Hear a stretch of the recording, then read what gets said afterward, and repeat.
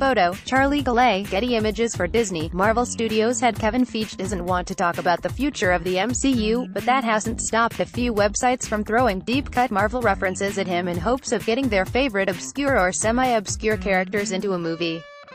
First up is The Wrap, which got Feige to say that one of the comic book properties that Marvel Studios is actively beginning to have creative discussions about is the Eternals, a group of space people created by Jack Kirby in the 70s. The Eternals are a lot like the Inhumans, except one of them is the father of Thanos, and they have the ability to mash their bodies together into a giant brain monster. It's worth noting that Feige definitely did not say that an Eternals movie is in development, just that he's sort of considering it, but the obscurity of the characters would give Marvel Studios a chance to do some X-Men-ish stuff without having to go back to the pit it tossed the Inhumans into.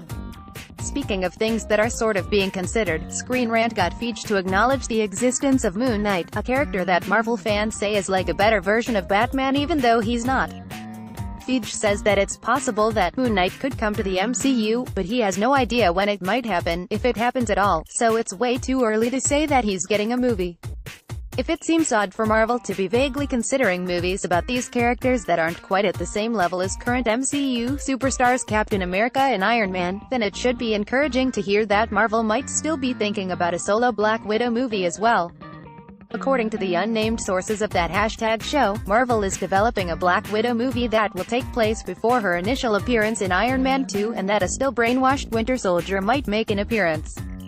That seems more like wishful thinking than even a rumor, though, so there's a good chance that the Eternals movie will happen before this timeline-breaking Black Widow prequel. Of course, Feige did just say that refuses to talk about any future Marvel movies until next year, so maybe none of these will ever happen.